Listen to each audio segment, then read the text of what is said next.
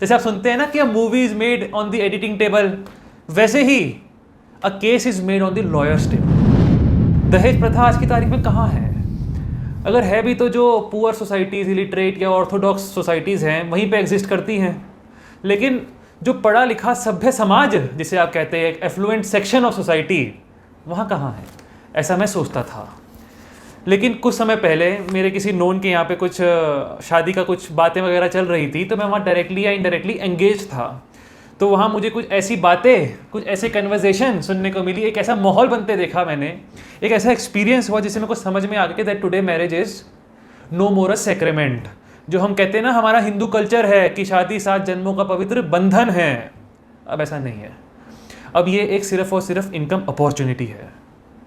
और income opportunity ये depend करती है आपके टैलेंट पे कि कितनी अमीर लड़की से आप शादी कर पाते हैं। जैसे कहते हैं ना, 3 तरीके हैं अमीर बनने के, एक अमीर घर में पैदा हो जाओ, या अपनी मेहनत से अमीर बनो, या फिर किसी अमीर लड़की से शादी कर लो। तो जो 95% लोग हैं वो थर्ड कैटेगरी में लाया करते हैं। अगर आप एक अमीर लड़की शादी करते हैं, उसका बेनिफिट सुनिए।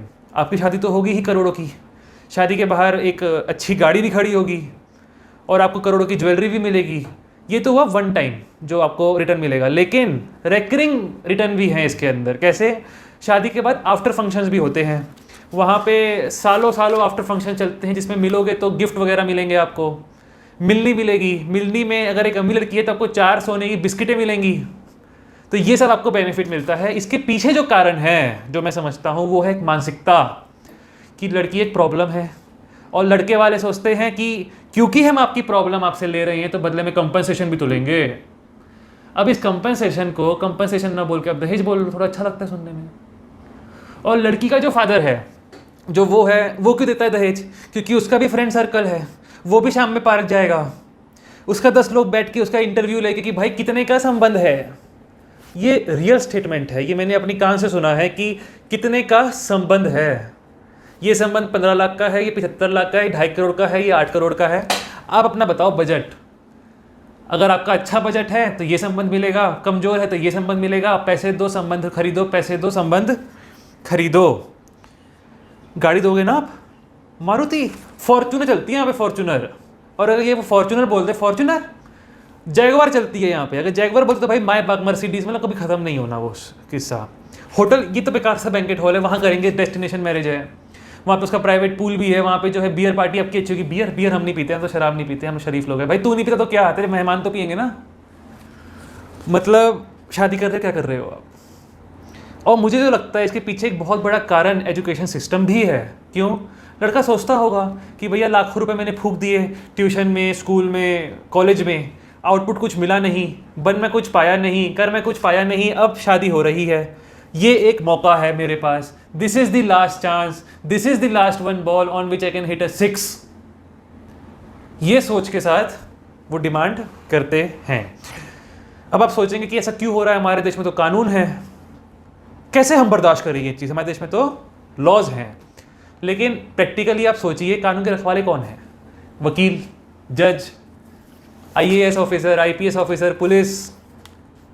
इनके घर में भी तो शादियां होती है, इन्हें भी तो वो बॉल पे छक्का मारना है। तो जब तक ये मानसिकता नहीं सुलझेगी तब तक ये प्रॉब्लम कैसे चल जाएगी? और एक बहुत बड़ी प्रॉब्लम है लॉ के सामने भी, बहुत बड़ी प्रॉब्लम, कि वो फंस चुका है 2 चीज़ों के बीच में। पहला ये मानसिकता, और दूसरा इस मानसिकता को सॉल्व करने के लिए बहुत टाइट लॉज बनाए गए हमारे देश में, बहुत कड़े कानून बनाए गए। लेकिन दुख की बात यह है कि जितना उनका यूज़ नहीं है उससे ज़्यादा मिसयूज़ है। कन्विक्शन रेट कम है, एक्विटल रेट ज़्यादा है। क्यों? Mostly cases are false. मतलब क्या हुआ कन्विक्शन? यानी कि मतलब गुनहगार लोग साबित कम हो रहे हैं और बाइज्जत बरी लोग ज़्यादा हो रहे हैं। मोस्टली केसेस झूठे हैं। क्यों झूठे हैं? प्रैक्टिकली समझिए आप। अगर एक लड़की को अपने हस्बैंड से डिवोर्स लेना है तो वो म्यूचुअल कंसेंट के तहत ले सकती है। अगर हस्बैंड को लेना है वो भी ले सकता है म्यूचुअल कंसेंट के तहत। या फिर अगर हस्बैंड कुछ प्रॉब्लम है अपनी वाइफ से तो वो क्या बोलते हैं, मेंटल क्रुएलिटी में डाल सकता है उसको। ऐसे केसेस में लड़की को मेंटेनेंस कितना मिलेगा, एलिमनी कितनी मिलेगी, मिलेगी भी या नहीं मिलेगी, क्वेश्चन मार्क रहेगा। तब वो जाएगी एक वकील के पास और वकील उसे देगा ट्यूशन क्लास कि ऐसे नहीं करना, ऐसे करना है। जैसे आप सुनते हैं ना कि a movie is made on the editing table, वैसे ही a case is made on the lawyer's table. वो समझाएगा, पहले वो धमकी देगा हस्बैंड को कि आप करो म्यूचुअल कंसेंट से, हमारी जितनी भी डिमांड है वो पूरी करो पैसों की, वरना आपके ऊपर केस करेंगे। हस्बैंड मान गया, बहुत बढ़िया। नहीं माना, तब वो उसे समझाएगा कि हस्बैंड, उसकी मम्मी पे तो करो 498A, और उसके फादर इन लॉ यानी कि ससुर पे और उसके भाई वगैरह कोई अगर है तो उस पर करो रेप का केस। ये रियलिटी है। अब आप सोचेंगे कर भी दे तो क्या हुआ, कोई दिक्कत नहीं है, वो लोग निर्दोष है, एक्विटल रेट ज़्यादा ही, ये भी छूट जाएंगे। लेकिन एक फैक्ट और ये भी है कि इसमें पूरे 5 से 7 साल मिनिमम लगते हैं किसी भी केस में आज की तारीख में। बेशक वो निर्दोष है, 5 से 7 साल मिनिमम लगते हैं, और इस 5 से 7 साल के बीच में उसको थाने के चक्कर भी कटेंगे, कोर्ट के चक्कर कटेंगे, हो सकता है एक आध बार जेल भी जाए। अगर लड़की दूसरी स्टेट से है, जैसे क्या होता है शादी में ज़रूरी नहीं है कि स्टेट में हो, लड़का दिल्ली का है, लड़की क्या बोलते हैं मुंबई की है, मुंबई में उसने केस रजिस्टर किया तो मुंबई जाना पड़ेगा उसे बार बार। ऐसे में उसका धंधा चौपट, कोई नौकरी है वो चौपट, और समाज उसके माथे पे सी से लिख देगा क्रिमिनल। तो ऐसे सिचुएशन में डिप्रेशन तो बहुत आम बात है, सुसाइड तक हो जाते हैं, पूरी की पूरी फैमिली खत्म हो जाती है। मैं आपको कुछ लाइव एग्जांपल्स देता हूँ ना, कुछ सुसाइड नोट्स पढ़वाता हूँ आपको।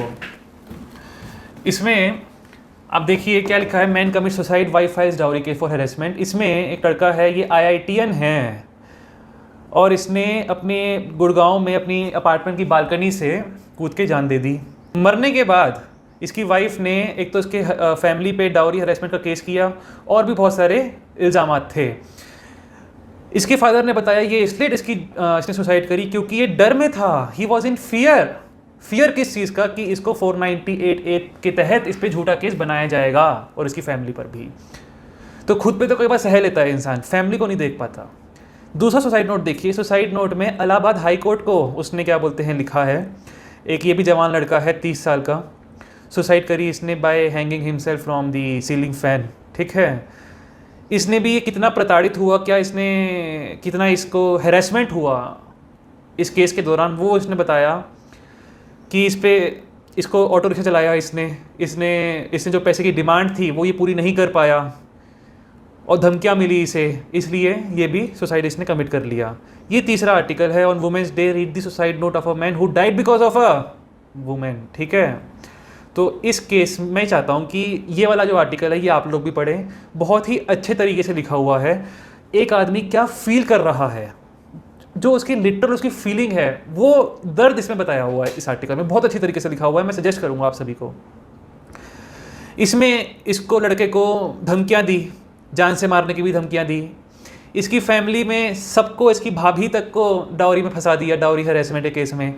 इसके भाई को और इसके फादर को पैरालिसिस है, एक बूढ़ा इंसान को पैरालिसिस है, उसको रेप केस में फंसाया। तो कहता कि मैंने कभी जेल देखा, कभी मैंने थाना नहीं देखा, मेरी फैमिली ने बार बार वही चक्कर कटाए मुझे, ये सब नहीं देख पाया। वो भी मर गया। लास्ट में कुछ ऐसा लिख के, ठीक है, उसने सुसाइड कमिट किया। यही अगर वो लड़की लिख के जान देती कोई मैरिड वुमेन, तो यहाँ पे कोर्ट की प्रिजम्पशन हो जाती कि वो एक डाउरी डेथ है। लेकिन अगर हस्बैंड ने दिया तो ऐसी कोई प्रिजम्पशन नहीं है, साथ ही साथ रिवर्स डाउरी डेथ का कोई जिक्र है ही नहीं। तो हाँ, इसको अबेटमेंट टू सुसाइड में लेके जा सकते हैं। तो अब आप मुझे बताइए कि अगर कानून बनाने की ताकत आपके हाथ में हो तो आप क्या कानून बनाएंगे? दोनों तरफ की प्रॉब्लम है। दहेज की वजह से लड़कियों ने भी जान दी है और लड़कों ने भी जान दी है। तो आप मुझे ये बताइए कि इस प्रॉब्लम कैसे सॉल्व करेंगे आप सोचिए। करंट पोजीशन ऑफ लॉ क्या है? दहेज का असली मतलब क्या है? Real interpretation of the word dowry. स्त्रीधन क्या होता है? दोनों में क्या फ़र्क है? अगर लड़की जेवर पहन के शादी के बाद अपने घर आ रही, ससुराल आ रही है, तो क्या वो जेवर जो वो अपने लिए पहन कर आई, क्या वो दहेज है क्या? अगर लड़का शादी के बाद गरीब हो गया, उसके शेयर मार्केट में पैसे डूब गए, उसको हार्ट अटैक आ गया, वो क्या बोलते हैं हॉस्पिटल में भर्ती है, अब उसके बिल पे उसके ससुर ने किए, यानी कि लड़की के फादर ने किया, वो दहेज है क्या? बहुत सारी चीज़ें हैं, बहुत सारे क्वेश्चंस हैं, सबका answer real latest position of law के साथ आपको बताऊंगा इसी वीडियो के पार्ट 2 में। तब तक के लिए होमवर्क आपका ये है कि आपको सोचना है कि अगर आप होते तो आप क्या करते, ऐसे केस में आप क्या लॉ बनाते। तो तब तक के लिए फिर मिलेंगे। आप सभी का बहुत बहुत धन्यवाद, बहुत बहुत शुक्रिया। इस वीडियो को लाइक करिए, शेयर करिए और चैनल को सब्सक्राइब करिए। Thank you very much.